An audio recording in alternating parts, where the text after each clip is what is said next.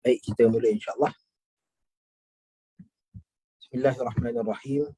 Assalamualaikum warahmatullahi wabarakatuh.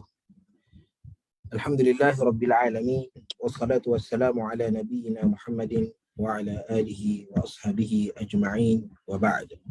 Pertama dan selama-lamanya segala pujian dan pujaan kita pada Allah Subhanahu wa taala yang mengizinkan kita untuk kita terus bertemu pada petang Jumaat yang penuh dengan keberkatan ini. Lalu insya-Allah kita menggunakan kesempatan yang Allah Subhanahu Wa Taala beri untuk kita terus bersama-sama dengan kalam Allah Subhanahu Wa Taala sambil kita cuba memahami apa yang Allah Subhanahu Wa Taala ingin sampaikan kepada kita, dan juga kita muhasabah diri kita, memerhatikan diri kita sejauh mana ketaatan kita, sejauh mana keimanan kita terhadap apa yang Allah Subhanahu Wa Taala sampaikan kepada kita di dalam Al-Quran Karim. Lalu tuan-tuan dan puan-puan yang dirahmati Allah Subhanahu Wa Taala, kita dah sampai pada ayat yang ke-69. Okay, di mana pada ayat ke-69 daripada surah An-Nisa. Okay. Di mana sebelum ni kita pernah menceritakan bahawa antara intipati yang Allah Subhanahu Wa Taala ingin sampaikan kepada kita adalah ketaatan. Okay. Benda ini adalah benda yang paling penting. Kerana itu Allah Subhanahu Wa Taala, kalau kita tengok dalam kehidupan kita, keseluruhannya adalah taat dan patuh. Daripada kelahiran kita, daripada takdir-takdir yang menimpa kita, kebaikan-kebaikan, keburukan-keburukan yang datang pada kita, tuah yang baik, musibah yang datang pada kita, semuanya adalah benda yang kita tidak dapat kawal. So benda yang tidak dapat kawal ini, dia matlamat utamanya adalah untuk menghasilkan ketaatan yang mutlak kepada Allah Subhanahu Wa Taala. Lalu Allah Subhanahu Wa Taala menyebutkan bahawa hidup kita dia tak dapat lari daripada taat. Sama ada kita taat kepada kuasa Allah Subhanahu Wa Taala, sama ada seorang tu dia mengiktiraf Allah Taala sebagai Tuhan, ataupun dia tidak mengiktiraf Allah Subhanahu Wa Taala sebagai Tuhan, dia tetap kena taat kepada takdir Allah Subhanahu Wa Taala. Dia tetap kena taat kepada qada dan qadar Allah Subhanahu Wa Taala. Sunnah Allah Subhanahu Wa Taala di atas muka bumi ini, maka dia perlu taat kepada Allah Subhanahu Wa Taala. So tak ada orang boleh tentukan bila mana hujan nak turun, masa bila matahari nak keluar, bila siang datang, bila malam datang. Yang hanya boleh menentukan benda tersebut adalah Allah Subhanahu Wa Taala. Juga Allah Subhanahu Wa Taala menunjukkan kepada kita dengan kemampuan manusia dan akal manusia itu sendiri, maka manusia membina tamadunnya juga dengan ketaatan. Okay. Satu masyarakat ni dia tak boleh nak berfungsi dengan baik, dia tak boleh nak bergerak dengan baik, melainkan dia memerlukan kepada satu organisasi. Dan organisasi ini dia tidak akan mampu berjalan dengan baik melainkan dengan ketaatan.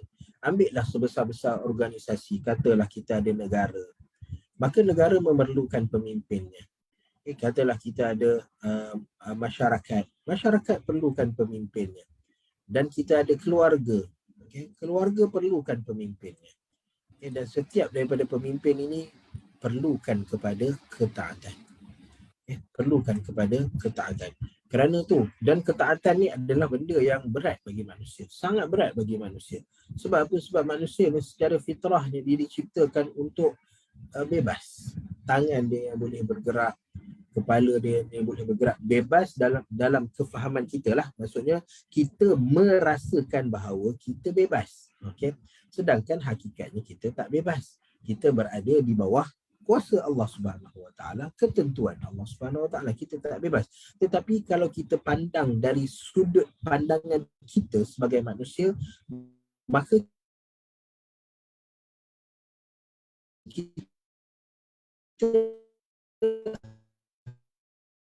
puan untuk buat pilihan. Fa'alhamaha fujuraha wa taqwaha. Allah Taala masukkan dalam badan manusia ni dua perkara. Okey, ada takwa dan ada fujur. Okey, ada takwa dan ada fujur. Okay, lalu Allah Subhanahu Wa Taala kata apa? Qad aflaha man zakkaha. Okey, zakkaha orang yang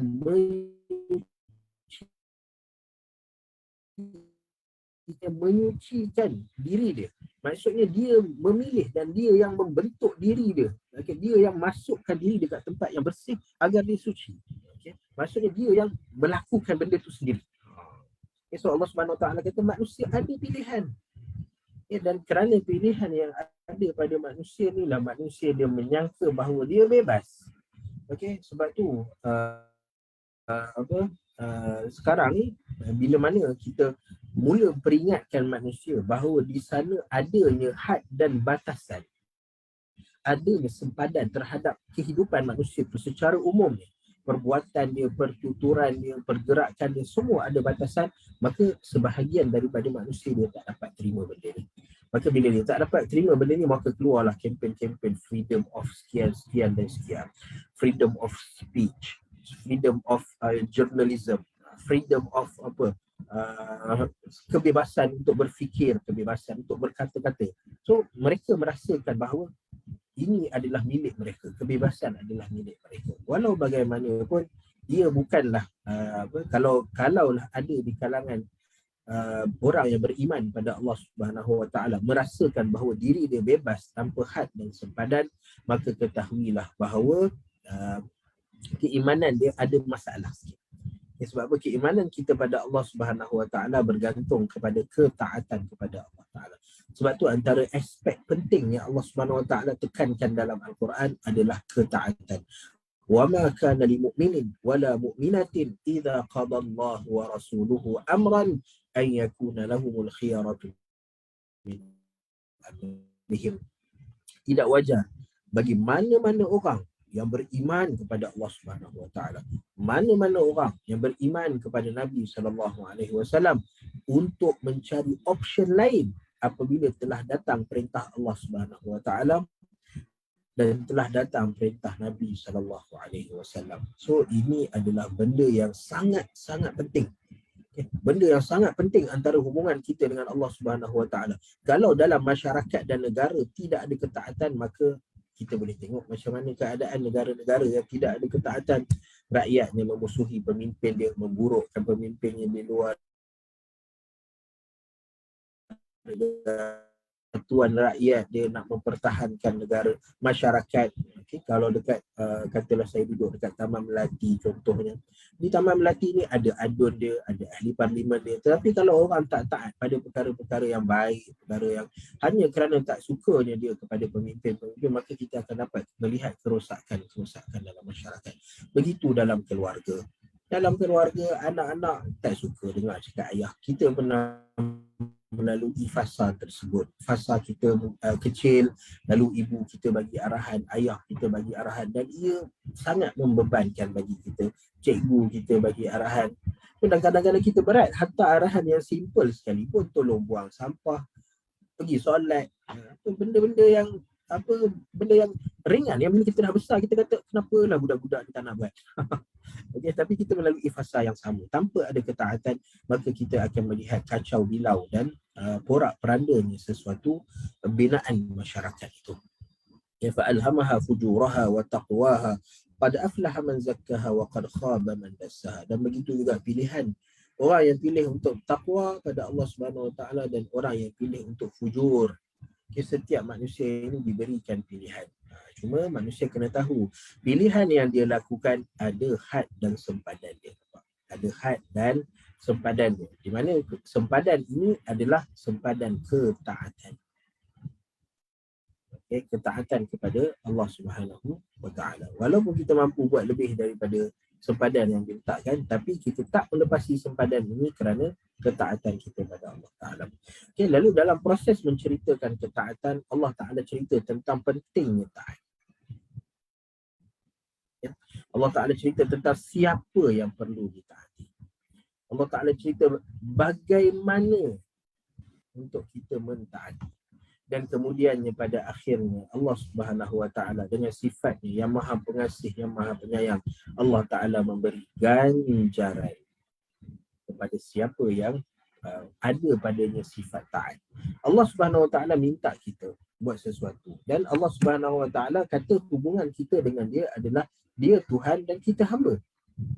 Okey, dan sepatutnya hamba ni bagaimana seorang hamba berinteraksi dengan tuan dia ataupun dengan Tuhan dia adalah dengan dia buat apa tuan dia suruh, apa Tuhan dia suruh dia buat. Okey, dan dia tak ada pilihan lain melainkan kena buat. Okey, dan terpulang pada tuan dia, sama ada tuan dia nak puji dia ke, tuan dia tak puji, dan biasanya tak dapat pujian. Sebab apa? Sebab katalah okey, mungkin ada yang memuji, macam contohlah kita kata pada anak kita, contoh kita ada anak, lalu kita cakap pada anak kita, pergi tolong tutupkan suis lampu tu. Dia pun pergi tutup. Dia tutup, kita pun kata okey. Maksudnya dia dengar perintah kita. Tapi ada yang ibu bapa yang baik, apabila anak dia tolong buat kerja, lalu dia kata pada anak dia terima kasih. Kadang-kadang kita pun terlepas pandang benda seperti itu kan. So terima kasih. So terima kasih yang datang tu, ia adalah satu anugerah, satu nikmat yang besar yang datang pada orang. Sebab apa? Sebab kita tak ada pilihan, kita kena taat. Anak ni kena taat sebab orang yang bagi arahan tu ibu atau bapa dia. Kalau dia tak buat, dia kena marah. So dia buat. Okay? Dan dia tidak mengharapkan apa-apa ganjaran dan balasan tu, sebab dia tahu itu dia buat semata-mata kerana taat pada ibu bapa dia. Tapi kalau dia buat tiba-tiba ibu bapa dia kata, wah kamu baiklah, apa kerana ikut cakap mak, so mak bagi hadiah kat kamu. So benda tu dia jadi satu benda yang besar bagi dia. Okay, dan begitulah Allah Subhanahu wa Ta'ala. Allah Subhanahu wa Ta'ala walillahi masalul a'la. Kalau manusia boleh bagi pujian dan ganjaran, Allah Subhanahu wa Ta'ala juga boleh bagi pujian dan ganjaran. Bezanya pujian dan ganjaran Allah Subhanahu wa Ta'ala adalah sesuatu yang di luar jangkauan manusia. Kehebatan dan kesempurnaan kepada apa yang Allah Subhanahu wa Ta'ala berikan. Okey. Lalu Allah Subhanahu wa Ta'ala pada ayat yang ke-69 ini, sebelumnya Allah Ta'ala cerita tentang pentingnya ketaatan. Siapa yang perlu ditaat? Bagaimana cara untuk mentaati Allah Subhanahu wa Ta'ala ataupun mentaati pemimpin-pemimpin yang Allah Subhanahu wa Ta'ala letakkan untuk jadi pemimpin kepada kita. Lalu kemudiannya datang sesi ataupun fasa untuk mendapat ganjaran. Siapa yang taat ini pasti akan ada ganjaran.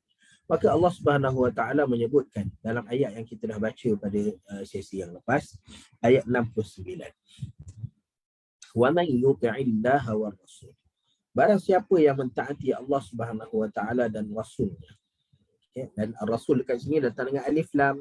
Maksudnya dekat sini adalah Nabi Muhammad sallallahu alaihi wasallam. Okay?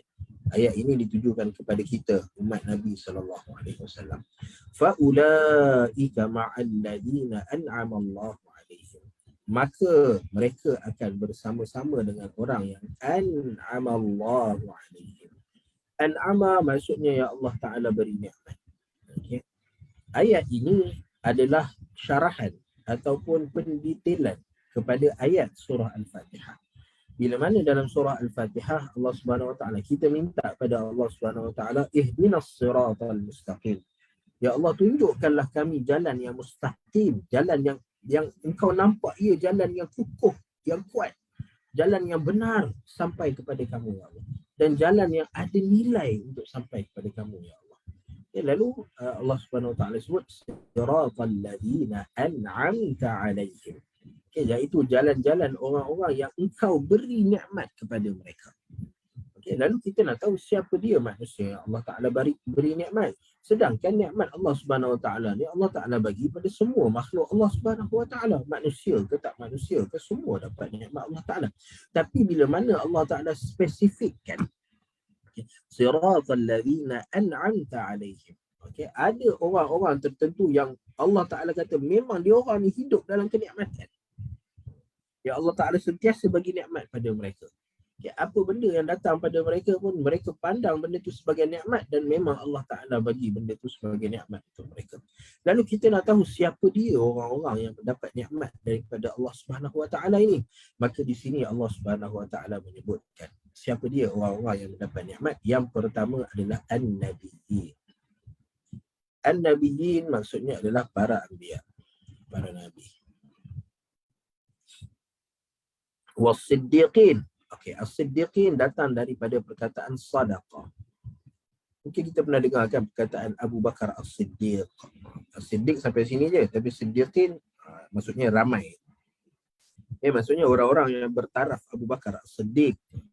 Okay. Ada gelaran, bukanlah bertaraf Abu Bakar. Abu Bakar taraf ni tinggi, masya-Allah.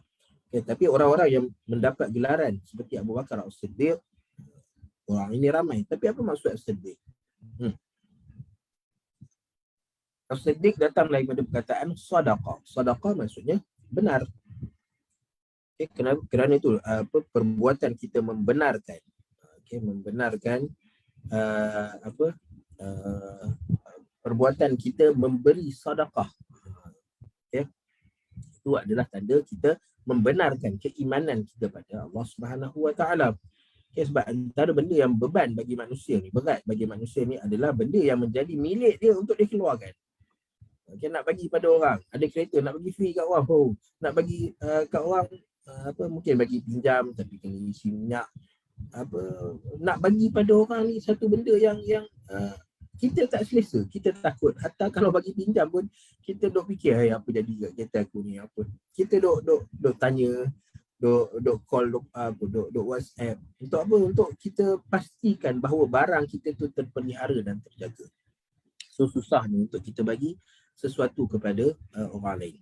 Tetapi orang yang benar-benar yakin bahawa rezekinya adalah daripada Allah Ta'ala, dia beriman bahawa benda-benda yang dia dapat ini adalah pinjaman yang Allah SWT bagi pada dia untuk Allah Ta'ala tengok apa yang kamu buat dengan rezeki dan nikmat yang Allah Ta'ala bagi.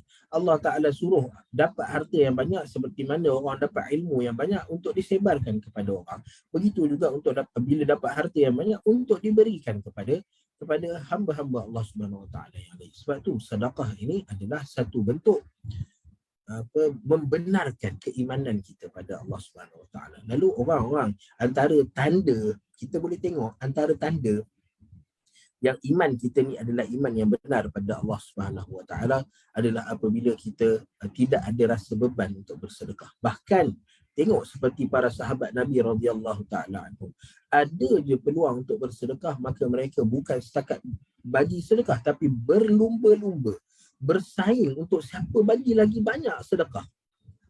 Siapa lagi banyak sedekah? Abu Bakar As-Siddiq lagi banyak ke? Umar bin Khattab ke?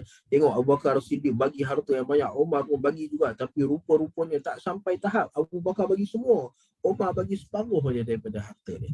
Okay. Uthman bin Affan, Abdul Rahman bin Auf, bagaimana mereka ni mengorbankan harta-harta mereka di jalan Allah Subhanahu Wa Taala tanpa minta balasan. Tak pernah minta balasan. Kita tak pernah dengar para sahabat ni keluarkan harta kemudian mengending Nabi SAW, ya Rasulullah bagilah something kat kami. Tak ada. Dan kerana itulah mereka digelar orang-orang yang siddiqin. Orang yang siddiqin ini adalah orang yang datangnya para nabi. Para nabi ni kita tahu kedudukan mereka. Macam mana kita tahu kedudukan mereka tinggi? Kerana Allah Ta'ala yang pilih mereka menjadi nabi. Bukan kita undi untuk mereka jadi nabi. Allah Ta'ala sendiri pilih mereka untuk menjadi para nabi dan rasul. Dan orang yang siddiqin adalah orang yang membenarkan para nabi. Membenarkan para nabi. Dia dengar tentang kedatangan nabi lalu dia kata Muhammad ini benar. Dia dengar tentang Nabi Musa adalah Nabi dan Rasul Allah Subhanahu Wa Taala. So siddiqin, walaupun perkara tersebut kita baru je berlalu kan, orang sedang masih lagi segar tentang peristiwa Isra' dan Mi'raj. Okay? Tentang peristiwa Isra' dan Mi'raj, di mana Isra' dan Mi'raj ini adalah satu ujian yang besar bagi kita orang yang beriman pada Allah Ta'ala. Mungkin kita zaman sekarang, kita tak terasa sangat dia satu ujian. Sebab apa? Kita ada beratus dan beribu generasi sebelum kita ni yang dah membuktikan bahawa Isra' dan Mi'raj itu benar. Orang dah bercerita, kita pun lahir-lahir dari kecil sampai besar dah tahu Isra' dan Mi'raj. Tapi bayangkan kalau kita berada di dalam situasi para sahabat Nabi radhiyallahu taala. Bayangkan kita duduk dalam situasi para sahabat Nabi. Kita tengah duduk, tiba-tiba orang datang kat kita. Kamu percaya tak tu kawan kamu tu, dia bergerak daripada sini, daripada Makkah Al-Mukarramah pergi ke Baitul Maqdis, patah balik dalam masa satu malam. Okay, so kebanyakan daripada orang-orang Arab ni, mereka ni adalah orang yang bermusafir. Okay, mereka pergi rombongan perdagangan, mereka pergi rombongan peperangan. Mereka ni suka bermusafir dan berjalan. Ila fi Quraisy, ila fihim rihlat asy-syita'i was-saif. Orang Quraisy budaya dia adalah rihlah. Rihlah ni perjalanan, syita'i was-saif, musim sejuk pun berjalan, musim panas pun berjalan. Maksudnya sentiasa berjalan. Okay, lalu mereka tahu jarak antara Makkah Al-Mukarramah sampai ke Baitul Maqdis. Okey, tu tak cerita Mi'raj lagi. Nabi SAW naik ke langit ni baru cerita tentang Isra'. Okay. Isra' Nabi berjalan ke Baitul Maqdis, patah balik dalam masa tak sampai 12 jam. Okay, lalu benda ni kalau kita dengar, rasa kita nak percaya tak? Kita boleh percaya ke kata, mana ada orang, tak logiknya ada orang boleh jalan sampai macam tu.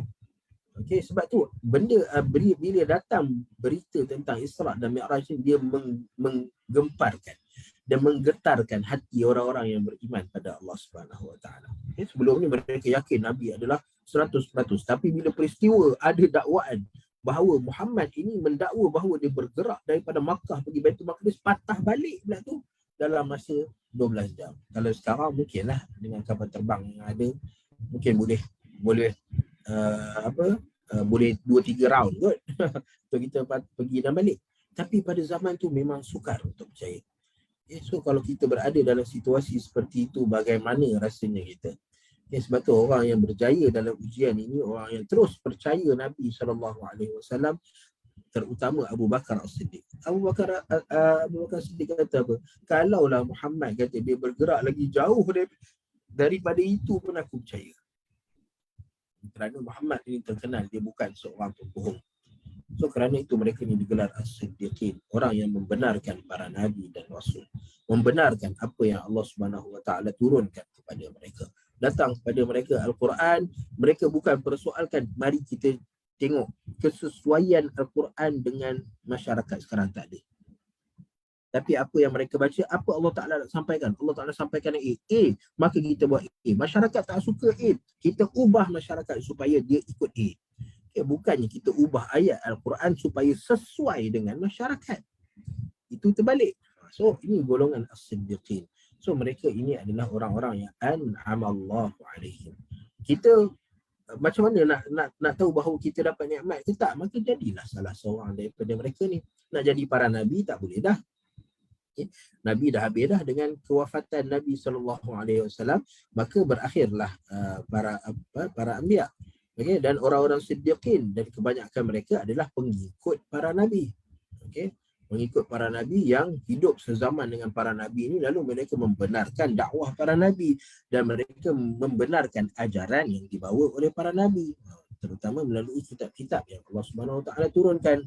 Cuma yang ada pada kita sekarang ini yang kita boleh buat adalah, mungkin sebahagian daripada kita boleh jadi siddiqin, tapi yang lebih jelas adalah untuk jadi seorang syuhada dan as-salihin. Ini dua benda yang kita kena target untuk kita capai. Syuhada dan as-salihin. Okay. Siapa dia syuhada, siapa dia as-salihin. Syuhada ini adalah satu golongan manusia yang Allah Subhanahu Wa Taala jadikan mereka. Syuhada ini adalah jamak kepada syahid. Okay. Syahid ini adalah setiap orang yang mati untuk mempertahankan Allah Subhanahu Wa Taala, maka dia adalah syahid.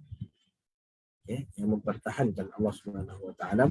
Man qatala litakuna kalimatullahi hiyal ulya fahuwa minasyuhada. Okay. Siapa yang berperang kerana untuk menegakkan kalimah Allah Subhanahu Wa Taala, untuk mempertahankan Allah Subhanahu Wa Taala, maka dia adalah syahid. Okay, dan syahid ini dia ada peringkat-peringkat dia. Okay, ada peringkat-peringkat dia. Ada syahid kerana mempertahankan kalimah Allah Ta'ala, itu syahid yang paling tinggi. Kemudian ada syahid yang mempertahankan hartanya, mempertahankan maruahnya, ini juga adalah syahid. Kerana Allah Subhanahu Wa Ta'ala yang memerintahkan kita untuk kita memelihara maruah kita, menjaga agama kita. Kita syahid mempertahankan agama. Begitu juga kita syahid mempertahankan maruah yang Allah Ta'ala suruh kita jaga maruah dan keaiban diri kita. Kalau Allah Ta'ala sendiri hukum kepada orang yang bukan keaiban diri dia, lalu bagaimana Allah Subhanahu Wa Ta'ala tidak beri ganjaran yang hebat kepada orang yang mempertahankan maruah dan keaiban diri dia?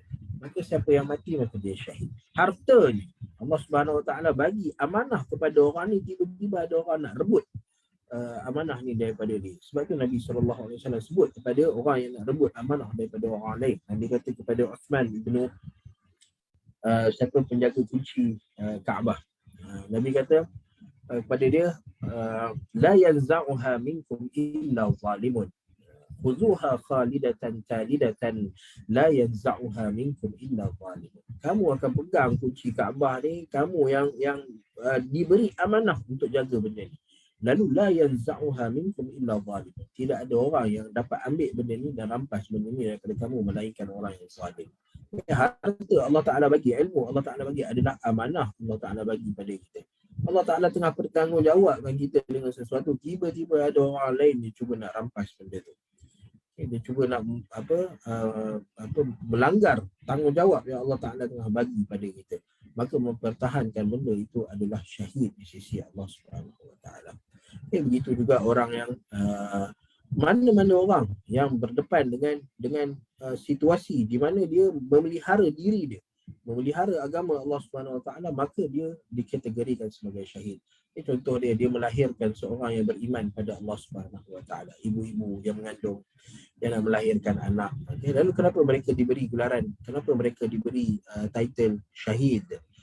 Kerana mereka sedang melahirkan orang yang berkemungkinan besar dan lahir itu kerana ibunya orang yang beriman pada Allah Ta'ala, maka dia lahir, bayi itu lahir sebagai orang yang beriman pada Allah Subhanahu Wa Ta'ala, yang berkemungkinan besar boleh menjadi seorang mujahid di sisi mujahid di jalan Allah Subhanahu Wa Ta'ala. Maka kerana itu kematian ibu-ibu ini adalah kematian yang digelar sebagai syahid.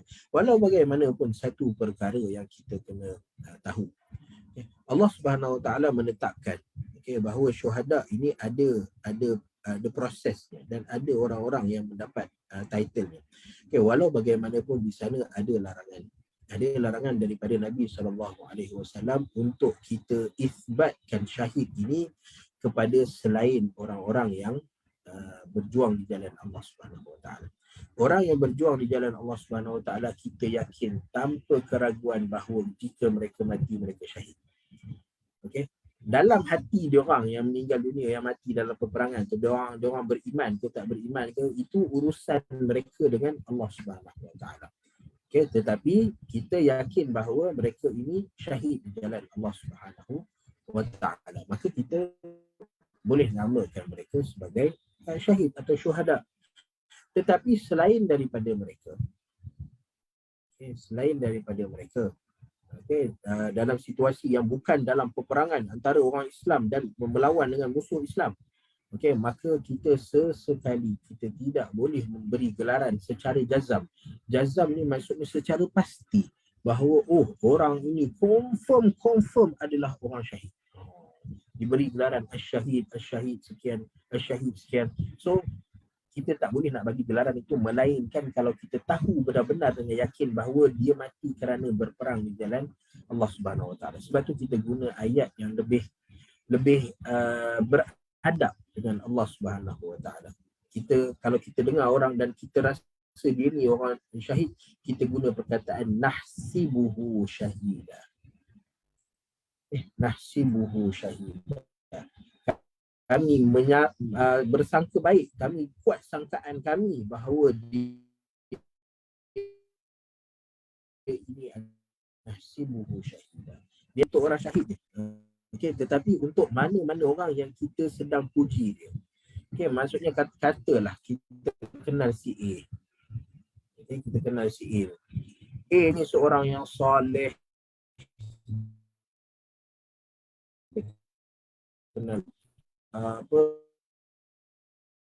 kalau kita kata bertitle ulama contohnya, okay.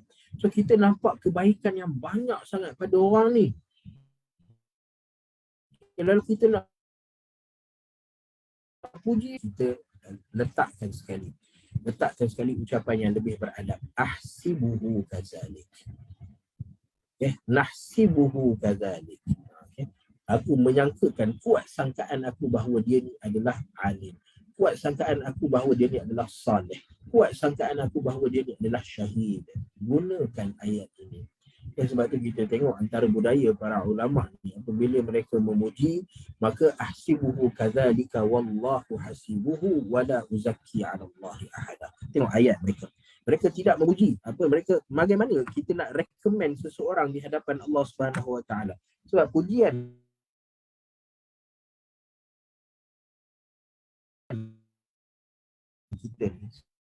kita pun bagi recommendation. Kita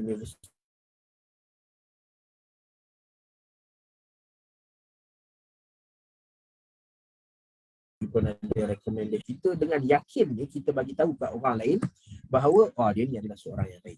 Okay, dengan orang tak apa, dengan manusia tak apa, sebab kita dua-dua limited. Yang orang yang kita bagi tahu pun dia tak kenal siapa orang yang kita sedang puji, dan kita pun ada limited maklumat tentang orang yang kita sedang puji. Cuma kita bagi hukuman yang dengan Allah Subhanahu Wa Taala tak boleh, sebab Allah Taala mengetahui zahir dan batin. Mana boleh kita pergi depan Allah Ta'ala, ya Allah, dia ni seorang yang maka kerana tu kita semua menyucikan sesiapa pun di hadapan Allah Subhanahu Wa Taala. Kita cuma bagi sangkaan baik kita. Okay? Saya menyangkakan, kuat sangkaan saya, ya Allah, bahawa dia ni adalah seorang yang salih. Maka biasakan diri kita dengan ucapan-ucapan yang lebih beradab dengan Allah Subhanahu Wa Taala. Dan pada masa yang sama juga, kita ini penilaian kita pada orang lain. Kita tengok orang lain syahid, maka kita tak panggil dia syahid, tapi kita cuba untuk jadikan dia sebagai seorang yang syahid. Pada masa yang sama, kita juga berdoa minta pada Allah Subhanahu Wa Taala agar kita dapat dikategorikan sebagai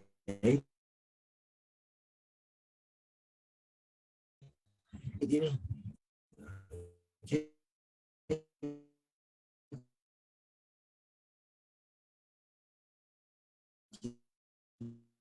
Dan Allah Ta'ala tak sebut nikmat Allah Ta'ala beri merangkumi dunia dan akhirat.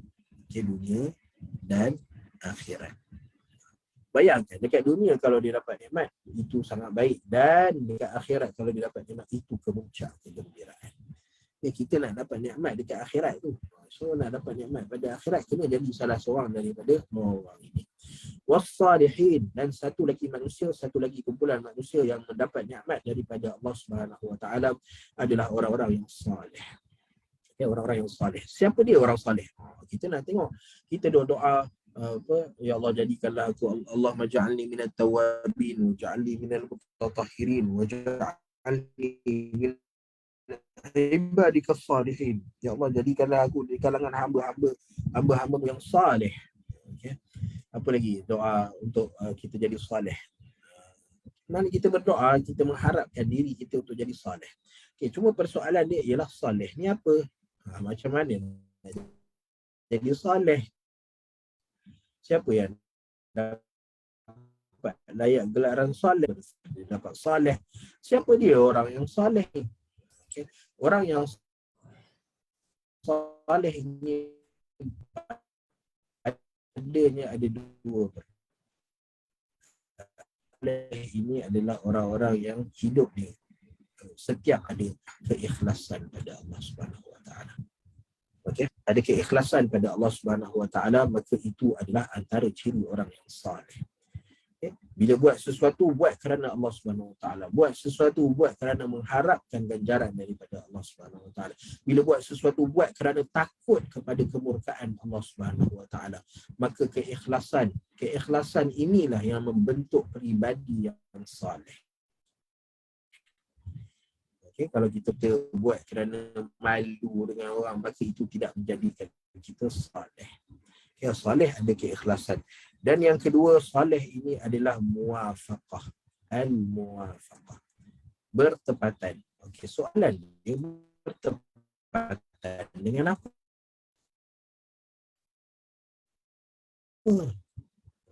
Allah dah berikan kepada kita dan bertepatan dengan apa yang Ar-Rasul sallallahu alaihi wasallam bawa kepada kita. Okay, sebab tu bila kita nak bagi title orang yang soleh, katalah kita tengok dia, dia ni pagi mengajar, petang mengajar, lepas tu malam duk berzikir pada Allah Ta'ala, duk qiyamul lail. Boleh tak kita kategorikan dia sebagai seorang yang soleh? Dia baik, kita nampak peribadi yang baik. Tapi untuk kategorikan dia sebagai seorang yang soleh, kita kena pastikan dulu. Keikhlasan kita tak boleh masuk campur. Itu urusan dengan Allah Subhanahu Wa Ta'ala. Tak ada orang boleh nilai, dia tengok orang ni, dia kata hang tak ikhlas. Hang tak ikhlas. Dia ni seorang yang ikhlas. Tak ada. Kita tak ada ukuran pun dan kita antara seorang yang Allah Ta'ala. Tetapi kita boleh menilai daripada jauh mana dia muwafaqah, sejauh mana ketepatan apa yang diucapkan oleh seseorang itu dengan apa yang dibawa oleh Allah Subhanahu Wa Taala dan apa yang dibawa oleh Nabi sallallahu alaihi wasallam. Okey, contohnya saya sebut ada isu yang terbaru ni, isu tentang zikir. Okey, zikir dengan menyebut Okay. Ni ada isu yang terbaru keluar, sampai ada video-video sekali keluar. Okey. Allah Subhanahu Wa Taala dah ajar kepada kita zikir. Dalam Al-Quran Allah Subhanahu Wa Taala cerita kepada kita, Alhamdulillahilladzi anzala ala 'abdihi al-kitab. Nak berzikir memuji Allah Taala ada sebutan alhamdulillah. Subhanalladzi asra bi 'abdihi sabbih isma rabbikal a'la. Bertasbih pada Allah Subhanahu Wa Taala. Sebut Subhanallah. Itu cara untuk memuji Allah Subhanahu. Alladzina idza asabathum musibatun qalu inna lillahi wa inna ilaihi raji'un. Itu cara untuk memuji Allah Subhanahu wa taala. Allah Subhanahu wa taala sebut zikir. Doa-doa yang Allah Subhanahu wa taala sebutkan kepada kita dalam Al-Quran begitu banyak. Ada doa yang Allah Subhanahu wa taala datangkan macam dia, Rabbana la tuzigh qulubana, melalui lisan para anbiya. Qala Rabbana zalamna anfusana wa illam taghfir lana wa tarhamna. Doa Nabi Ibrahim alaihi salam. Berapa banyak doa Nabi Ibrahim yang ada di dalam Al-Quran Karim.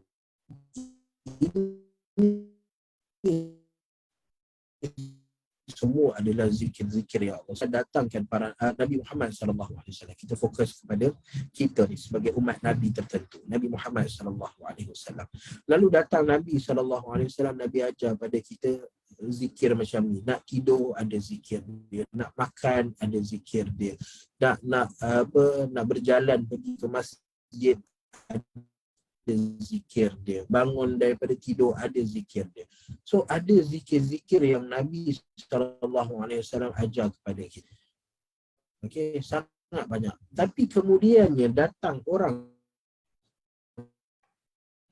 selepas daripada zaman Nabi, para sahabat radhiyallahu taala anhum. Lalu mereka membawa datang zikir-zikir yang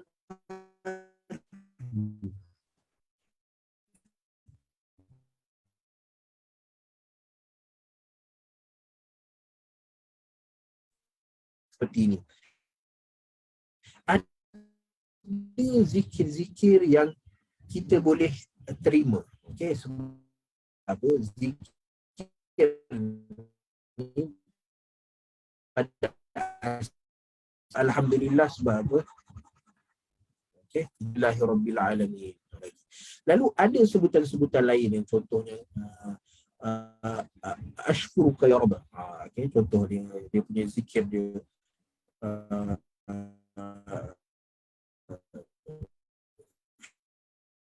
syukran ke apa ke, dia punya zikir yang kita kata dia ikut kepada sebab.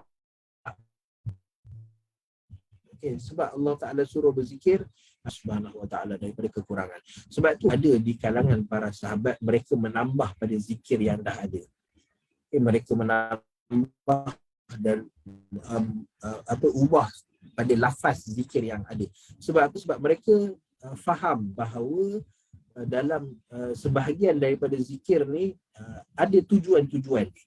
Okay, ada tujuan-tujuan dia yang menyebabkan apa, macam contoh, antara zikir pada Allah Subhanahu Wa Taala adalah selawat kepada Nabi sallallahu alaihi wasallam. So Allah Taala ni berselawat kepada Nabi sallallahu alaihi wasallam.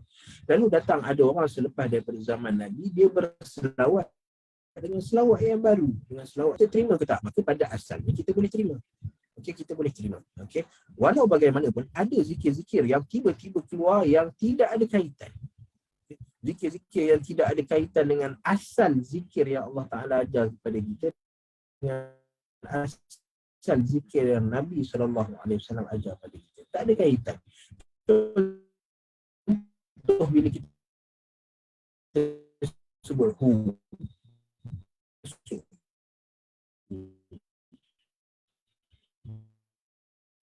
bolehlah orang cakap, tak kepenat nak cerita macam tu. Bukankah senang kita kata, kenapa baca zikir subhanallah? Kerana dia ajar seperti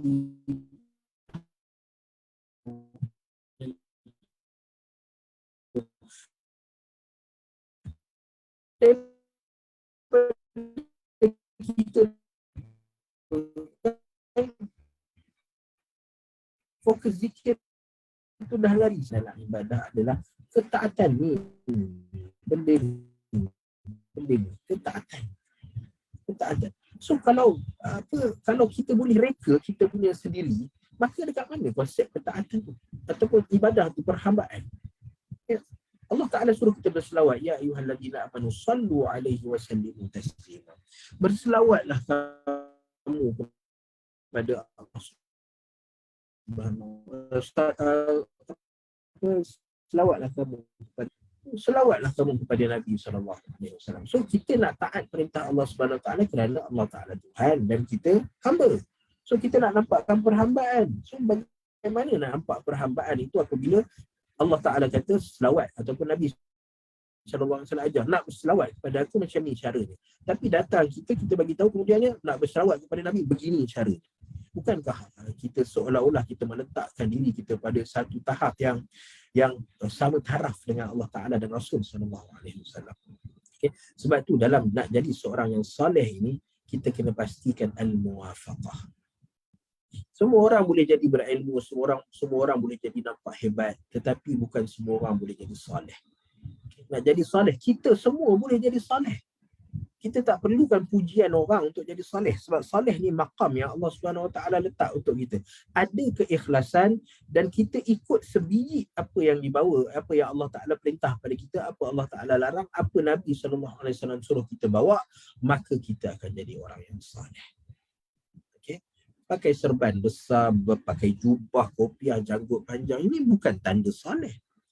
Ini tanda kita berusaha untuk menjadi orang yang soleh. Tapi nak dapat title soleh bergantung kepada sejauh mana keikhlasan kita dan sejauh mana kita mengikut petunjuk yang dibawa oleh Al-Quran Al-Karim dan Nabi SAW. So kita boleh mula daripada hari ini. Sebab tu kita tengok Nabi SAW. Bila Nabi suruh kita solat contohnya, Nabi kata,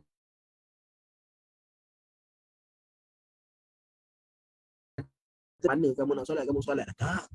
Tapi Nabi kata nak dapatkan ketepatan dalam kamu punya solat tu, kama ra'aitumuni usalli. Solatlah kamu seperti mana aku solat, kata Nabi sallallahu alaihi wasallam. Muwafaqah, kena ikut. Ikut apa yang Nabi sallallahu alaihi wasallam bawa.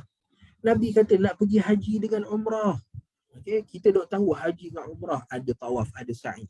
Kan senang. Allah Ta'ala kata ada tawaf, ada sa'i, ikut hampa lah macam mana pun. Nak pusing ikut jam ke tak ikut jam ke, 3 kali ke 4 kali ke 7 kali ke, ikutlah.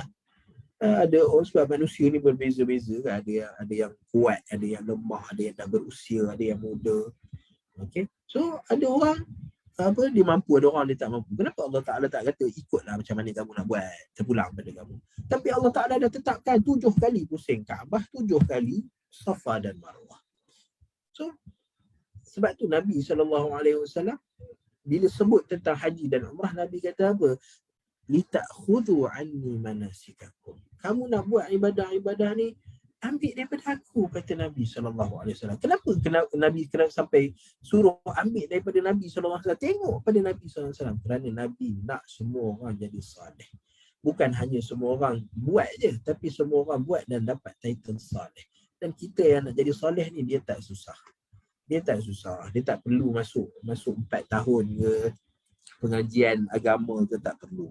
Dia hanya perlu ikut apa yang Nabi SAW bawa pada kita, apa yang Allah SWT sebutkan kepada kita di dalam Al-Quran. Okay? Dan apabila kita dapat salah satu daripada 4 title ini, As-Siddiqin, As-Syuhada, As-Salihin, maka Allah SWT sebut wa hasuna ulaika rafiqa. Mereka inilah orang yang terbaik untuk kita jadikan sebagai teman kita. Okay? Teman kita maksudnya untuk kita jadikan jalis. Kita nak duduk dengan siapa, nak cari kawan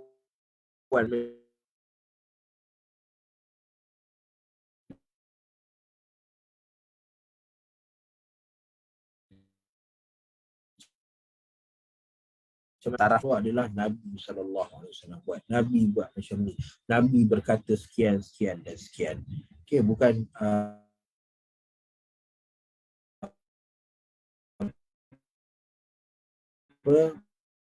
ikutlah aku, bukanlah benda, tapi dia akan kata Nabi SAW. Dan sebelum dia kata tentang Nabi, dia akan berusaha dulu untuk faham apa Nabi SAW cakap, apa yang Nabi SAW buat. Dia bukannya main boleh lepas macam tu je. Okay, Nabi suruh macam ni. Daripada mana kamu tahu Nabi suruh macam ni? Sebab saya belajar. Okay, saya belajar pada guru macam ni. Tiba-tiba biji dia contradiction. Sebenarnya tak ada contradiction pun. Tolaklah apa guru dia kata, ambil lah apa yang Nabi SAW cakap. Ini kefahaman para a'immah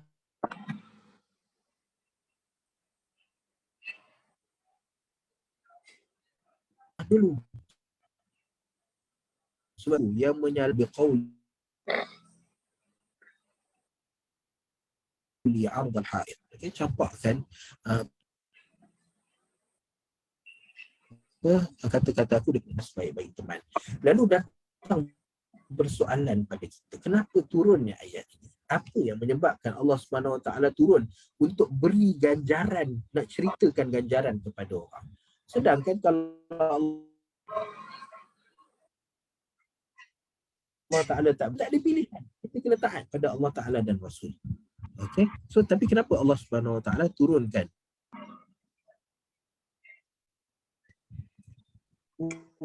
Masya Allah. Tentang ganjaran.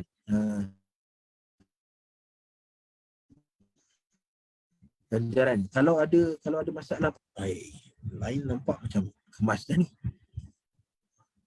Wah, aku tak ada. Mungkinlah nak hujan lah kot. Tapi, tak cantik lah. Okay. Kita cuba kalau tak dengar bagi tahu, saya akan ulang balik. Sebab sayang kalau benda-benda macam ni, benda penting tapi kita dapat tak nak dengar. Okey. Baik. Kita tengok sambungan dia. Okey. Di mana apa sebabnya Allah Subhanahu Wa Taala turunkan ayat ini? Maka sebab turun ayat ini adalah satu peristiwa yang datang, yang berlaku pada zaman Nabi SAW. Di mana Aisyah radhiyallahu taala anha, Aisyah radhiyallahu taala anha menceritakan bahawa satu ketika ja'a rajulun ila Nabi sallallahu alaihi wasallam. Saya mohon.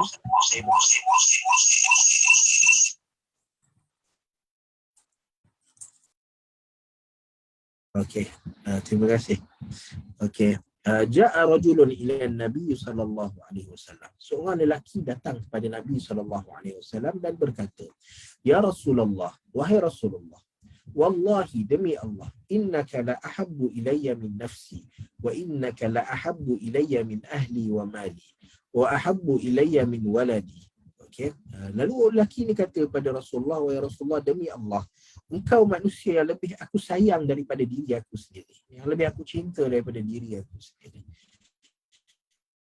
Engkau adalah manusia yang lebih aku sayang daripada keluarga aku, ahli wa mali. Okay, ahli, keluargaku, dan mali, hartaku, kata lelaki.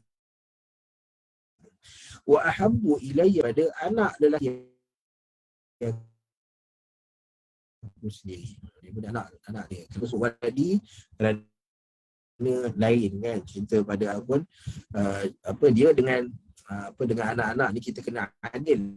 Okay, walau bagaimanapun sayang ni susah sikit nak adil. Okay, maka kerana itu Allah Subhanahu Wa Taala membenarkan kita. Okay, dalam aspek sayang ni, okay, kita tak boleh nak kontrol. Kadang kita sayang seorang anak tu lebih daripada yang lain. So maka tidak ada masalah. Cuma jangan tunjuk. Okay, sayang lebih tak ada masalah. Tapi walan tastati'u, Allah Taala sebut dalam surah Nisa juga. Allah Taala kata walan tastati'u an ta'dilu bainan nisa'i walau harastum. Kamu tak akan dapat menyamakan, kalau katalah lelaki tu kahwin 2 ke kahwin 3 ke, Allah Taala kata kamu tak akan dapat samakan sayang kamu serupa dengan 3 isteri. So ada yang isteri kedua lebih dia sayang, ada isteri pertama, ada isteri ketiga yang lebih dia sayang. So sayang tu dia tak boleh nak kontrol. Okay, dengan anak-anak pun sama, tak boleh nak kontrol. Tetapi jangan tunjuk. Nabi SAW tak benarkan. Seperti yang kita cerita sebelum ni tentang Nu'man bin Bashir. Okay, di mana Bashir ni adalah seorang yang sayang sangat pada Nu'man. Lalu dia bagi macam-macam hadiah pada Nu'man. Dan dia minta Nabi SAW untuk jadi saksi bahawa dia bagi hadiah ni pada Nu'man, supaya orang lain tak rebut daripada Nu'man. Tapi Nabi kata pulangkan balik. Wahai Nu'man, pulangkan balik. Pasal apa? Sebab Bashir dia sayang pada Nu'man dan dia tunjukkan pula dia lebih sayangkan Nu'man daripada orang lain, daripada adik-beradik Nu'man yang lain. So Nabi kata tak boleh. Jangan tunjuk. Pergi cari orang lain untuk jadi saksi. So Nabi tak suka benda tu. Okay, so sayang ni di orang-orang Arab ni, dia punya mereka ni benda yang penting bagi mereka adalah kabilah tu berterusan. Okay, kabilah Bani Umayyah, Bani Hashim. So nama kabilah tu mesti berterusan, dan nama kabilah ni dia boleh berterusan jika ada anak lelaki. Okay, Ahmad bin Muhammad bin Hashim, dapat anak lagi Umar bin Ahmad bin Muhammad bin Hashim. So ada dapat anak lagi Ali bin Umar bin Ahmad bin Muhammad bin Hashim. Kan nampak dia punya silsilah. Selagi ada anak lelaki, selagi tu nama tu akan ada. Okay, kerana tu mereka lebih sayang kepada anak lelaki berbanding dengan anak perempuan. Sebab anak perempuan ni bila dia dah kahwin, maka anak dia akan dibinkan dengan suami dia dan keturunan suami dia. Okay, ilayya min waladi. Okay, wa inni la akunu fil baiti fa adhkuruka fama asbiru hatta atika fa anzura ilaik. Maka lelaki ni kata, setiap kali aku balik rumah, fa azkuruka, dan tiba-tiba aku teringat kat kamu wahai Rasulullah. Fama asbir, aku tak dapat nak tahan diri aku ni. Fama asbir, aku tak dapat bersabar hatta atika anzuru ilaik. Sampailah aku pergi pada kamu wahai Rasulullah, dan aku tengok kamu wahai Rasulullah. Okay. Dapat bila dia teringat je Nabi, dia nak pergi tengok Nabi SAW, baru dia lega hati dia. Okay. Wa idza dzakartu mauti wa mautak araftu annaka idza dakhaltal jannah rufi'ta ataupun rufi'ta ma'an nabiyyin wa inni idza dakhaltul jannah khashitu an la arak. Lalu lelaki ni kata, wahai Rasulullah, dia nada dia sedih lah. Wa idza dzakartu mauti, bila aku ingatkan saat kematian aku nanti, dan aku tahu aku akan mati, engkau akan mati wahai Rasulullah. Tapi araftu annaka idza dakhaltal jannah rufi'ta ma'an nabiyyin. Tapi aku tahu wahai Rasulullah, kalau engkau masuk syurga nanti, engkau akan duduk dekat kedudukan yang tinggi wahai Rasulullah. Okay, dia masih hidup, dia lelaki ni dia tak boleh, dia teringat je kat Nabi, dia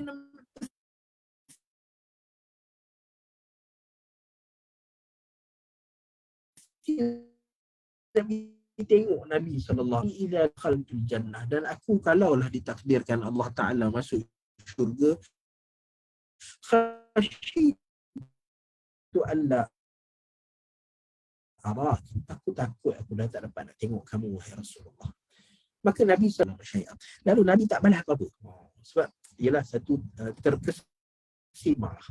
Okey, kerana dahsyatnya sayang orang ini kepada Nabi, cinta orang ini kepada Nabi SAW, dan sampai Nabi tak boleh nak jawab macam mana dengan orang macam ni. Okey. Walau bagaimanapun ada satu hal yang mana dalam riwayat Islam minta kepada Ka'ab bin Rabi'ah untuk bikasratis sujud, banyakkan bersujud kepada Allah, nak duduk bersama dengan Nabi SAW. Nabi kata pada Ka'ab bin Rabi'ah, wahai Ka'ab bin Rabi'ah, apa yang kepada dia, berikan satu benda yang kamu nak daripada aku minta pada Allah Subhanahu Wa Taala. Nabi offer pada Ka'ab bin Rabi'ah. So Ka'ab bin Rabi'ah minta apa? Murafaqatuka fil jannah. Aku nak bersama dengan kamu wahai Rasulullah dalam syurga. So Nabi kata, ini susah sikit sebab syurga neraka bukan Nabi yang tentukan. Syurga neraka adalah hak milik mutlak Allah Subhanahu Wa Taala. So Nabi kata, cari lain lah. Cari lain, apa benda lain yang kamu boleh offer kepada kamu nak aku boleh minta kepada Allah Ta'ala. Dia nak murafaqatuka fil jannah. Aku nak bersama dengan kamu dalam syurga wahai Rasulullah. Bukan nak masuk syurga je, nak bersama dengan Nabi SAW. Dan akhirnya Nabi kata, a'inni ala nafsika bikathratis sujud. Nak kita sama-sama, tolonglah aku minta pada Allah Ta'ala masukkan kamu dalam syurga, tapi kamu pun dengan kathratis sujud, dengan memperbanyakkan sujud kamu pada Allah Subhanahu Wa Taala, memperbanyakkan ibadah kamu pada solat kamu pada Allah Subhanahu Wa Taala. So bila Nabi SAW dengar lelaki ni dia bercakap, dia kata, wahai Rasulullah, macam mana ni aku nak bersama dengan kamu dekat dalam syurga nanti. Tapi Nabi tak jawab hatta nazala Jibril alaihi salam bi hadhihi ayat. Lalu Jibril datang dan bagi tahu bahawa 4 kumpulan ini akan bersama-sama dalam satu kelompok yang besar di dalam syurga Allah Ta'ala, iaitu an-nabiyyin was-siddiqin was-syuhada was-salihin. Tak dapat jadi nabi tak apa, jadi siddiqin. Tak dapat jadi siddiqin tak apa, jadi syuhada. Tak dapat jadi syuhada tak apa, jadi salihin. Semua 4 ini akan dikumpulkan sekali di akhirat kelak di darjat yang paling tinggi, an'amallahu alaihim. So kita ada peluang. Kita nak jadi Nabi tak boleh. Kita nak jadi siddiqin, kita tak tahu tahap iman kita tahap mana. Syuhada, mungkin kita ada sebahagian daripada kita ada keinginan untuk mati syahid, tapi mati ni sesuatu yang menakutkan. Dia bukan benda yang bila ajak berjihad di jalan Allah SWT. Kita akan tengok cerita selepas ini lagi. Ada orang yang pada awal keislaman dia semangat, dia nak berjihad di jalan Allah SWT, tapi akhirnya luntur semangat tersebut. Sebab bukan semua orang boleh jadi syuhada. Khalid bin Al-Walid, berapa banyak peperangan dia dalam, sampai kat badan dia bila dia mati ada 70 ta'natan dekat depan dan belakang badan dia. Ada dekat 70 tikaman. Banyaklah 70 ni bagi orang Arab, bukannya maksudnya ada 70 betul-betul dia kira 1, 2, 3 sampai 70. Tak. 70 tu maksudnya terlalu banyak tikaman dengan pedang dan tombak dekat badan Khalid bin Al-Walid. Tapi Khalid bin Al-Walid ni punya sedihnya dia kerana mati di atas firash. Dia mati di atas katil, bukan dia mati di dalam medan peperangan.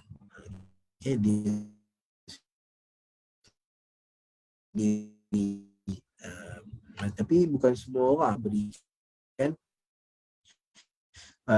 syahadah jadi salihin. Dengan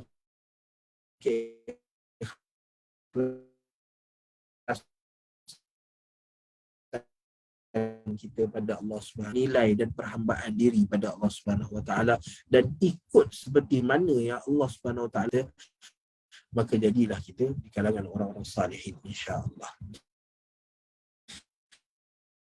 Baik, riwayat ini diperselisihkan semuanya untuk jadikan hujjah.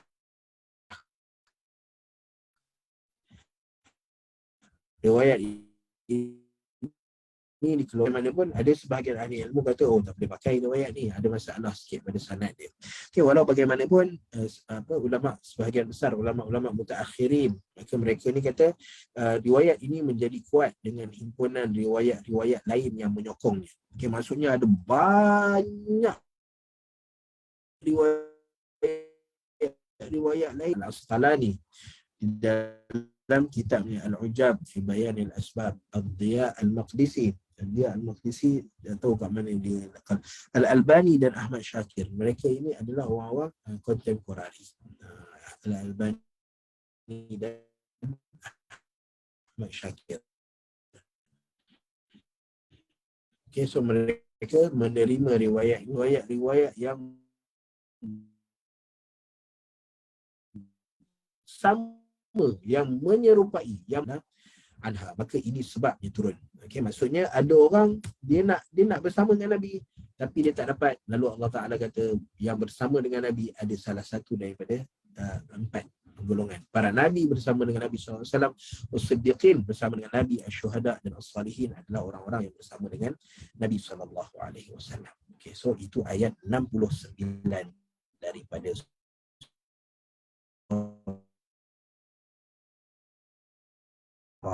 An-Nisa. Okey, ayat seterusnya adalah ayat ke-77 daripada surah yang berfirman.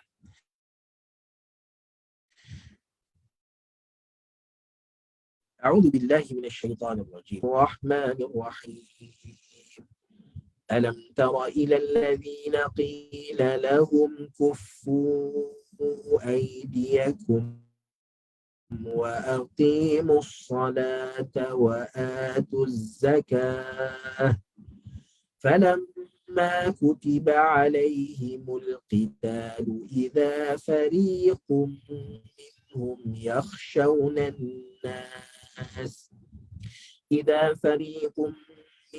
يخشون الناس كخشية الله أو أشد خشية وقالوا ربنا لم كتبت علينا القتال لولا أخرتنا إلى أجل قريب قل متاع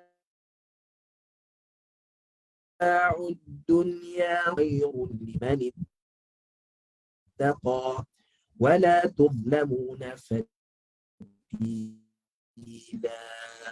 Okey, baik. Ini ayat ke-77. Okey. Wala tuzlamuna fatila. Jaga-jaga pada huruf dha. Okey, dia ayat-ayat yang mudah, cuma dekat ayat-ayat ini ada gabungan huruf-huruf tebal dan nipis. Okey, macam contoh wa aqimu. Okey, ni gabungan huruf tebal dan nipis. Okey, nipis, qi tebal. Wa aqimu, yang wa aqimu, okay, jangan tebal. Salah, okay, sa tebal, lam nipis, salah. Okay, begitu juga yakhshawnan nas, yakhshawn. Okay, ya nipis, kha tebal, ya yakhshawnan nas ka khashyatillah au ashadda khashyah. Okay, khasyah. Okay. Itu juga akhartana ila ajalin qarib. Okay. Wal akhiratu khairul liman ittaqa wala tuzlamu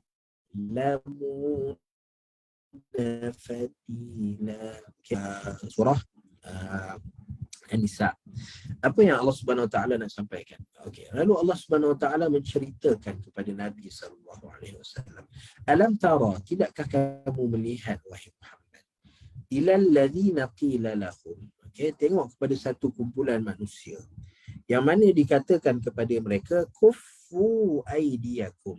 Kuffu aydiyakum. Kuf daripada perkataan kaf. Kaf ni apa? Kaf ni tapak tangan. So bila kita kaf, maksudnya bila kita angkat tapak tangan, maksud dia apa? angkat tapak tangan maksud dia berhenti. Okey. Kuf ataupun kaf. Kafi. Okey. Apa? Cukuplah, cukup kaf. Okey. Kuf ataupun kaf. Kuf lah lagi lebih tepat sebab Allah Subhanahu taala guna perkataan kuf. Okey. Kufu aydiyakum. Okey, lalu Allah Subhanahu taala sebut tentang kufu aydiyakum. Stopkan bila Nabi SAW berada di Makkah Al-Mukarramah. Ini fasa pertama. Okey, Nabi SAW berada di Makkah. Nabi SAW berada di Makkah Al-Mukarramah, maka orang-orang Islam pada waktu tu di azab, disiksa. Okey, torture. Disiksa. Okey, lalu apabila orang diseksa ni, dia mungkin sehari dua dia boleh tahan, 2 hari dia boleh tahan. Tapi dia ada limit dia. Okay, sampai pada limit dia, orang dah tak boleh nak tahan dah. Okay, tak tertahan dengan seksaan ni. Lalu mereka nak balas. Okay, cuma mereka nak balas, mereka minta pada Nabi SAW sama ada Allah Ta'ala datangkan bantuan. Okay, ataupun mereka pergi berperang. Nak lawan dengan musuh ni. Okay. Allah datang bantuan ataupun mereka pergi berperang. Okay. Dan Nabi SAW ketika mana ada sebahagian daripada para sahabat datang kepada Nabi SAW bagi tahu, wahai Rasulullah, okay, doalah minta pada Allah SWT agar Allah SWT datangkan bantuan-bantuannya, datangkan tentera-tenteranya untuk kalahkan orang-orang kafir ini. Nabi kata Allah SWT akan datangkan kemenangan dia. Okay, tetapi sekarang ni kamu baru di saat permulaan. Baru 2-3 tahun, baru 4-5 tahun kamu bersama dengan Nabi SAW. So ini adalah baru 5 tahun tiba-tiba nak minta terus dikalahkan musuh-musuh ni. So sabar dulu. Walakinnakum tasta'jilun, kata Nabi SAW. Jangan duk tergesa-gesa sangat. Okay, sebab kamu dah tengok akibat. Kalau kamu pergi tengok kaum Nabi Nuh apa jadi pada mereka, kaum Nabi terdahulu apa jadi pada mereka, semua mereka dibinasakan oleh Allah Subhanahu Wa Taala. Maka Allah Taala akan binasakan mana-mana orang yang kufur dan syirik pada Allah Taala. Tapi tunggu sampai masa ila ajalim musamma, satu tempoh masa yang Allah Taala dah tetapkan. Allah Taala dah bagi tahu dah. Okey, waktu ni akan ada, bukan bagi tahu, Allah Taala dah ada dalam ilmu Allah Ta'ala ini dan dah ditetapkan oleh Allah Subhanahu Wa Taala, ini waktu mereka diazab. So kita minta laju-laju pun tak jadi. Okay, kerana Allah Ta'ala maha mengetahui. Okay, so bila tak doa minta pada Allah Subhanahu Wa Taala, Nabi kata, oh tak boleh. Okay, so mereka pilih option yang kedua, wahai Rasulullah, benarkan kami berperang. Okay, orang-orang Arab ni dia bukan biasa-biasa, sikit pun, walaupun bilangan mereka sedikit, so kita bangun mempertahankan maruah diri kita. Okay, kita perang. Okay, so dalam keadaan nak berperang di Makkah Al-Mukarramah, bilangan orang Islam sedikit. Dan persediaan ketenteraan mereka, persediaan yang kurang. Tak ada persediaan pun. Maksudnya bila tak ada persiapan nak masuk peperangan, itu bunuh diri. Itu suicide, bukannya nak pergi berperang. Okay, so menyebabkan Allah Ta'ala tak bagi kufu aidiyakum. Okay, jangan pergi berperang. Itu bukan tugas kamu sekarang untuk berperang. Okay, so orang-orang yang semangat nak berperang tu pun stop lah kejap. Tapi Allah Ta'ala suruh channelkan. Semangat kamu tu kamu channelkan. Okay, bukannya berhenti berperang terus pergi merajuk ke, putus asa ke, duduk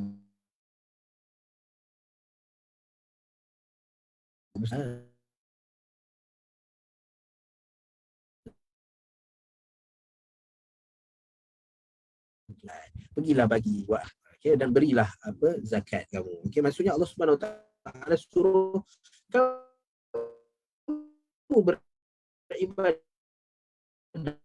untuk di, okay, wa atuz zakah. Zakah ni pula adalah ibadah untuk orang di sekeliling kita. Maka Allah Taala kata teruskanlah bagi manfaat untuk diri kamu dan wa atuz zakah.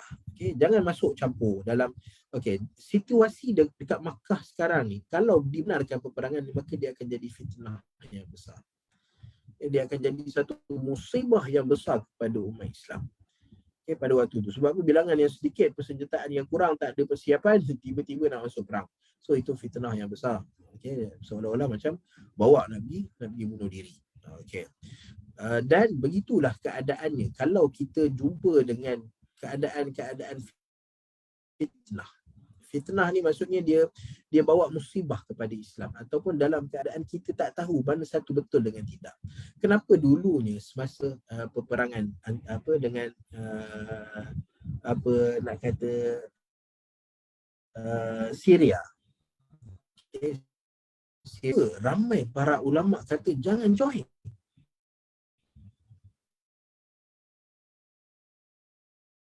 Jangan join Arab Spring. Kata Al-Sebut. Okay. Kenapa para ulama kata ada satu benda yang bagus? Kita nak jatuhkan pemimpin-pemimpin yang zalim. Kita nak gantikan dia dengan seorang yang lebih baik. Okay. Tapi majoriti para ulama kata jangan. Sebab apa? Sebab dia membawa kepada fitnah. Fitnah maksudnya apa? Kita rasa pemimpin ni zalim dan kita nak gantikan dengan adil. Tapi betul ke orang ini adil? Okay. Kita nak keluar daripada kepompong kesusahan contohnya. Okay, macam kat Mesir jadi Arab Spring kerana rakyat dia susah. Okay, dan nak keluar kepada kesenangan. Okay, persoalan dia betul ke lepas daripada Arab Spring ni jadi kesenangan. Okay, situasi yang kita tak tahu dia bawa kebaikan ke keburukan kepada orang Islam, maka Allah Ta'ala ajar kepada kita kufu aidiakum. Tahan diri kamu. Tahan. Okay. Macam contohlah, kita ambil situasi yang lebih kecil sikit. Si A, dia selalu tengok si B ni orang duk azan apa semua dia duk lepak, bawa pokok, main gitar ke. Si A ni dia kata kena buat sesuatu ni untuk ajak si B ni. Si B pula rupanya dia memang jenis melawan balik. Kata, kubur masing-masing.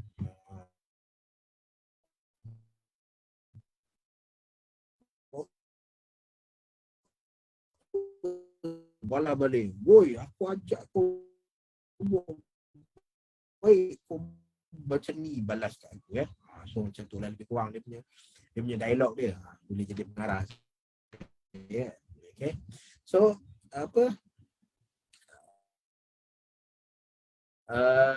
jadi dialog seperti baikkan. Okay. Tetapi si B ni last sekali dia kata apa? Dia kata kau kacau aku lagi sekali, tengok aku buat macam ni. Macam tu. Kamu kacau aku sekali lagi, aku akan buat sesuatu yang memudaratkan kamu.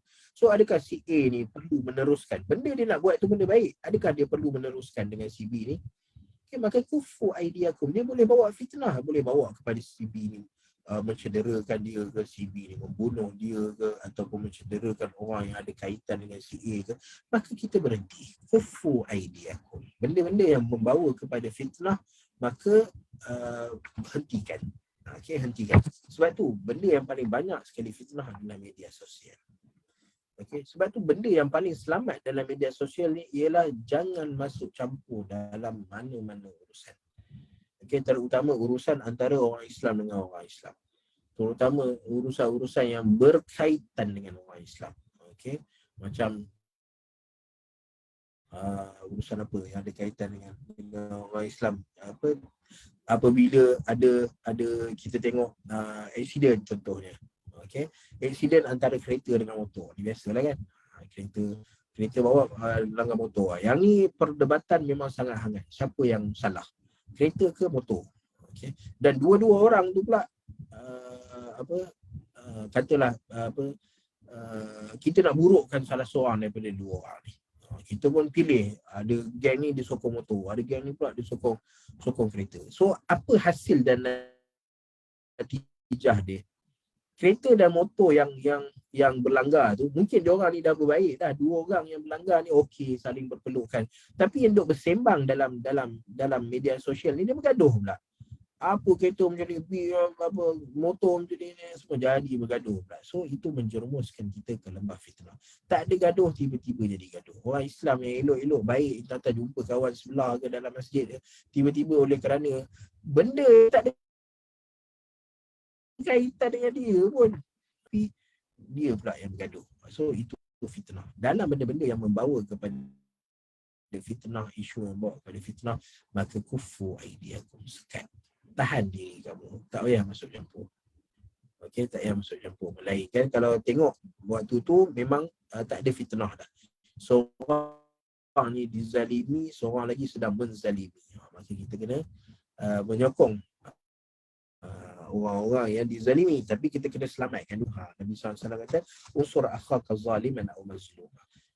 Kalau kamu jumpa saudara kamu yang dizalimi ataupun saudara kamu yang sedang menzalimi, maka selamatkan dulu. Kita sokong menyelamatkan yang kita memberi sokongan kepada yang dizalimi, tetapi bila kita nak selamatkan, kita kena selamatkan dua-dua. Yang zalim pun kita kena selamatkan, yang mazlum, yang dizalimi pun kita kena selamatkan. Okey, kita nak selamatkan orang zalim dengan kita halang dan cegah dia daripada meneruskan kezaliman. Okey, fadzalika nasruh, kata Nabi sallallahu alaihi wasallam. Okey, so benda-benda yang menyebabkan fitnah ni, maka fitnah ni maksud dia bukannya fitnah orang tuduh orang, tapi fitnah ni musibah kepada umat Islam. Okey, musibah kepada umat Islam. Okey, benda yang membawa datang musibah kepada ummah, maka kita jangan sebar-sebarkan dia. Okey. Wa aqimus salata wa atuz zakah. So, banyakkan diri kamu dengan memperbaiki diri kamu sendiri dengan solat. Solat ni Allah Subhanahu Wa Taala. Dan solat ni ajaib ni. Benda yang ada dalam solat ni adalah benda yang menyampaikan kita kepada Allah Subhanahu Wa Taala. Kita nak jadi seperti Nabi SAW. Kita katalah sebab kita baru habis Isra' dan Mi'raj kan. Nabi SAW dipanggil oleh Allah Subhanahu Taala naik ke langit pada malam Isra' dan Mi'raj. Okey. Lalu kita nak jadi seperti Nabi. Kita nak berjumpa Allah Subhanahu Taala, nak dapat kedudukan macam Nabi SAW. Tapi mustahil kita dapat naik ke langit jumpa Allah Subhanahu Taala. Okey, walau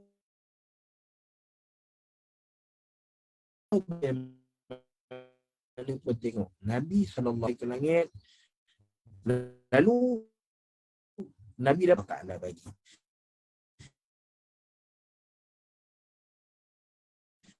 Okay.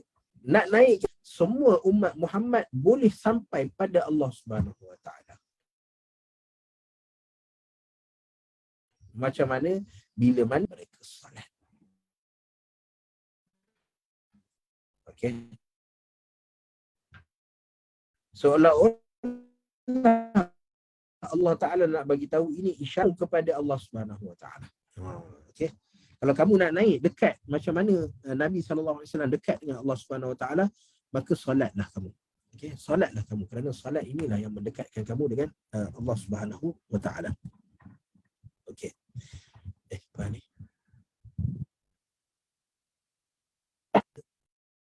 Bentar.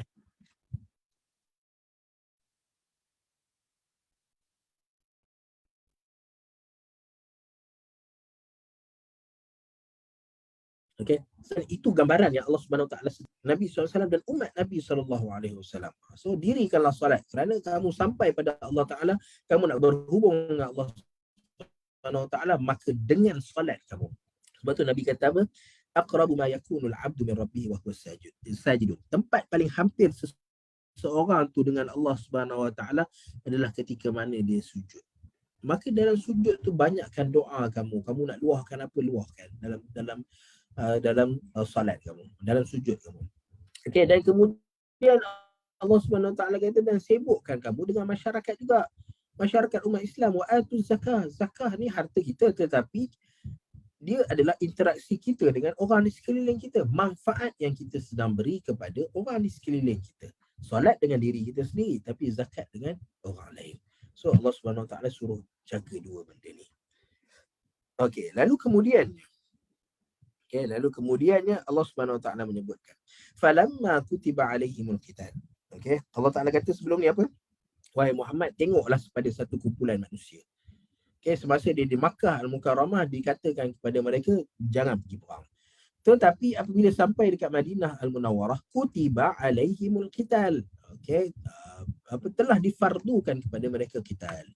Okey, bila hilang fitnah ni hilang. Okey, kerana apa? Bila Nabi SAW berhijrah ke Madinah, okey, masa tu Nabi dah ada kerajaan.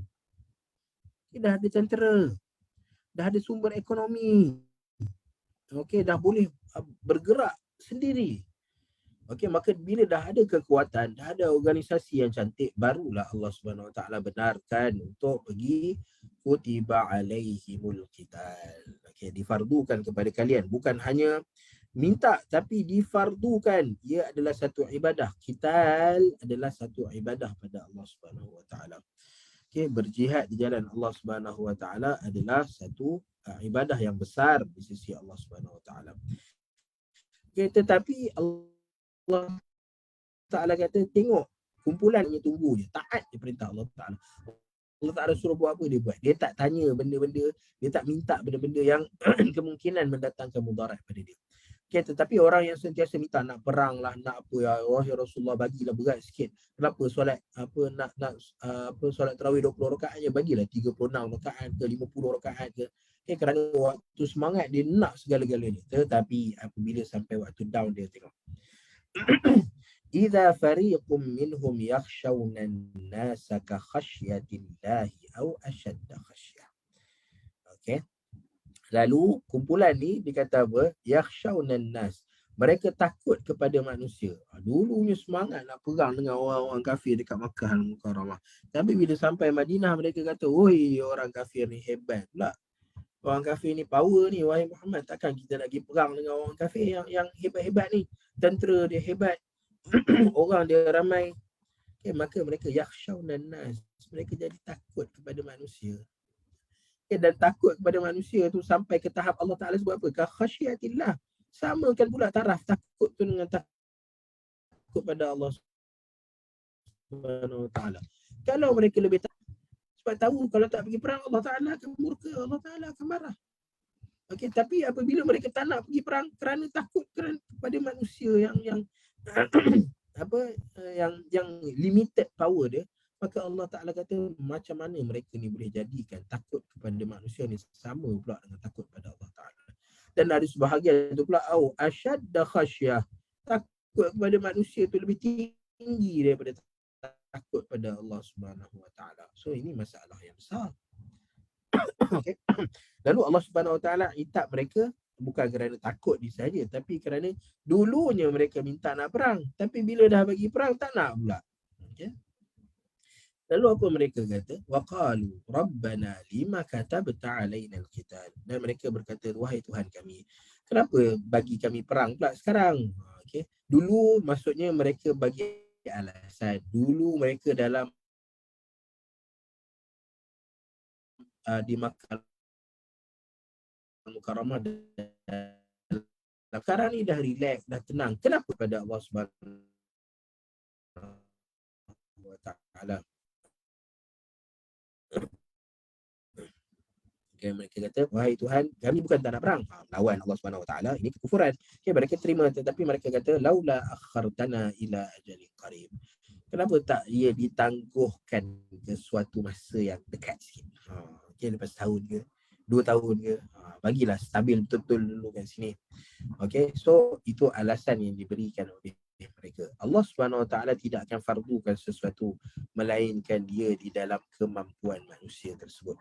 Sebab tu Allah Ta'ala ajar pada kita, la yukallifullah nafsan illa wus'aha. Allah Ta'ala tidak membebankan seseorang itu melainkan di dalam kemampuan dia, wus'aha, kemampuan dia. Laula akhartana ila ajalin qarib. Kul, wahai Muhammad, bagi tahu kepada mereka, mata'ud dunya qalil. Dekat sini baru nampak apa sebab dia yang menyebabkan manusia ni dia jauh daripada Allah Ta'ala adalah kerana mata'ud dunya. Ini kita kena hati-hati. Semua manusia bila dia lahir, bila dia membesar, bila dia dapat didikan agama, dia tahu apa tanggungjawab dan kewajipan dia, dia akan berusaha ke arah itu. Sampailah ke satu masa apabila masuknya dunia dalam diri dia. Masuknya dunia dalam diri dia. Kita ambil contoh lah. Saya ambil contoh, saya ustaz-ustaz lah kan. Ada ustaz-ustaz yang bila dia buka sekolah, dia buka kelas pengajian, asalnya adalah untuk memberi khidmat, untuk memberi ilmu, semangat untuk beri ilmu. Tetapi sampai satu masa tiba-tiba sekolah dia berjaya, kelas dia berjaya, lalu datang income. income pula sampai millions. Okay, so apa akan jadi pada ustaz-ustaz ni? Ada yang masih kekal lagi. Itu hebat, Masya Allah. Tetapi ada sebahagian daripada mereka, masa mereka buka khidmat ni, siap kritik lagi. Kenapa ada ustaz yang tak buka sekolah? Kenapa ada ustaz yang kerja dengan kerajaan? Kenapa ada ustaz yang sekian? Duk kritik orang. Tapi bila dah sampai income yang millions ni, dia pun start slow. Okay, start slow, dah tak semangat macam dulu. Okay, sebab apa? Sebab dakhalat alaihi dunia. Dunia dah masuk dalam diri dia. Okay, dunia dah ada pada diri dia. Jangan ambil jauh setiap orang daripada kita. Setiap orang daripada kita ada keazaman. Lepas kahwin nak buat apa? Cuba kita lepas kahwin nak buat apa? Nak bimbing isteri contohnya. Okay, nak bimbing isteri, nak ajar ilmu yang benar. Okay, ilmu yang benar. Okay, nak bimbing isteri beribadah. Okay, dengan cara yang benar. Okay, cara seperti Nabi SAW. Nak bina satu keluarga yang harmoni, keluarga yang bahagia, apa semua. Okay, tapi bila dah kahwin, dah ada anak, pergi solat susah. Okay, bila kahwin, dah ada anak, nak keluarkan harta, dulu semangat berzakat dan bersedekah. Ni setiap kali nak keluar zakat sedekah je, teringat, nak pakai ni, isteri aku nak pakai ni. So tak jadilah zakat dan sedekah dia. Okay, berapa ramai orang yang bila masuk dunia ni, okay, bagi isteri suami dia adalah dunia, bagi suami isteri adalah dunia, harta dunia dia. Anak-anak juga adalah harta dunia kepada suami dan isteri. Okay, so jangan biarkan harta dunia ni yang menguasai kita. Kita yang menguasai. Kekalkan keazaman sebelum kita kahwin. Okay, dah kahwin, bawa ke arah keazaman ni. Biarlah ada kesusahan apa semua. Okay, tapi kadang-kadang ada orang sayang sangat ke isteri, sayang sangat ke anak-anak, malas dah nak suruh pakai tudung pun dah malas dah. Okay, nak suruh belajar agama pun anak kata tak nak. Okay, tak payah. Okay, so ini jadi masalah yang besar. Okay, so Allah Subhanahu Wa Taala kata apa? Qul mata'ud dunya. Ini adalah penyebab kenapa orang-orang yang dulunya dia semangat dengan agama, semangat untuk kerana mata'ud dunia ni tak ada masalah, harta dunia ni tak ada masalah. Okey, kita para sahabat Nabi semua kaya-kaya. Para sahabat Nabi isteri banyak. Tak ada masalah.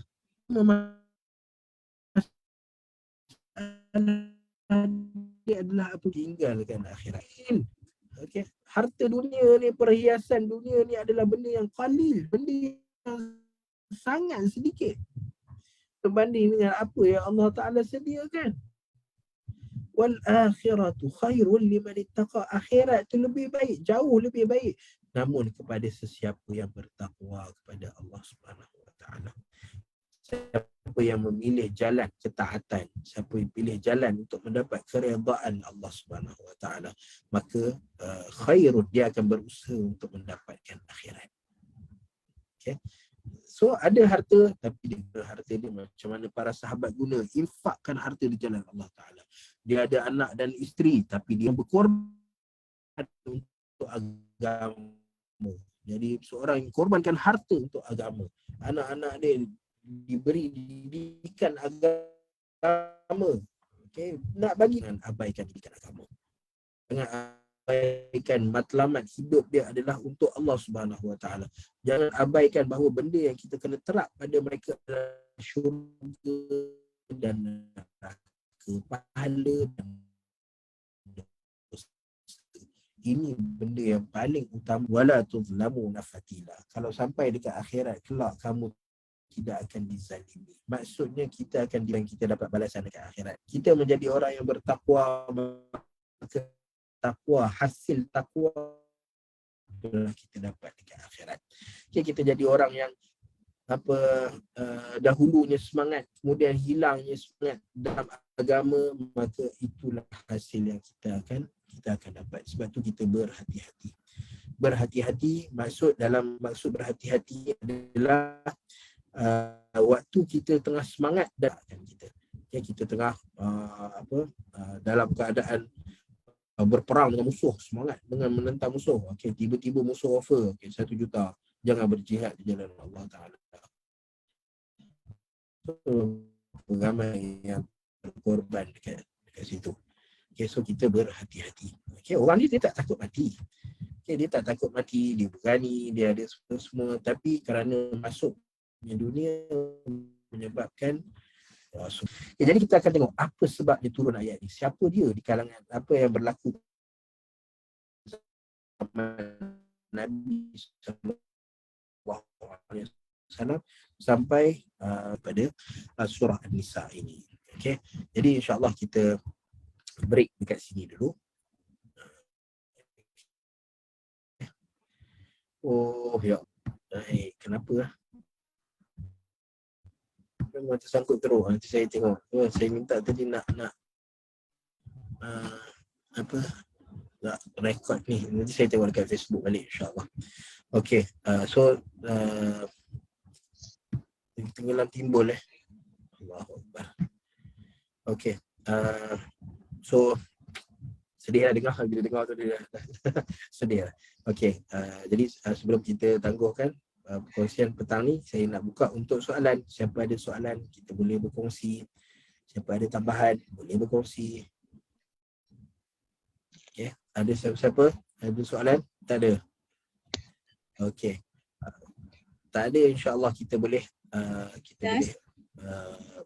tangguhkan dulu. Ya saya, ya Puan Raya. Tadi Ustaz ada cakap tadi Ustaz ada cakap untuk sama-sama dengan Rasulullah SAW di akhirat nanti kan, kita kena lebih jaga malam tu kan, mendirikan malam sujud sujud. Ya, berbanyakkan sujud dia. Ada dia tak Ustaz? Hadis ke apa ke? Hadis dia dalam hadis Ka'ab bin Rabi'ah, cuma saya tak ingat lafaz hadis dia betul. Hadis Ka'ab bin Rabi'ah. Phone tak ada pula kat sini. Nak tengok dia punya lafaz hadis dia. Bin Rabi'ah. Ka'ab bin Rabi'ah. Ya Allah, ya Tuhan.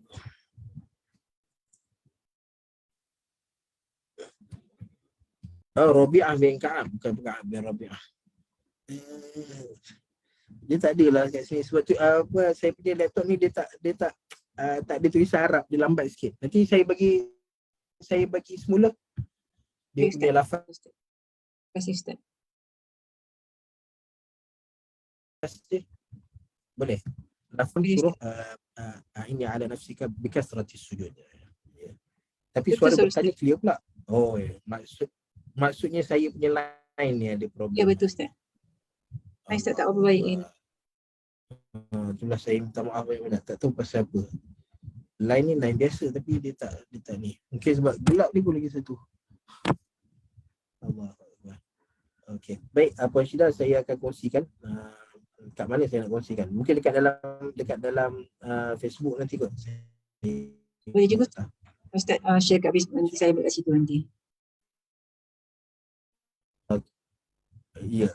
Ya, saya share dekat Facebook insya-Allah. Terima kasih Ustaz ya. Ada soalan-soalan lain? Sama-sama Puan Syida.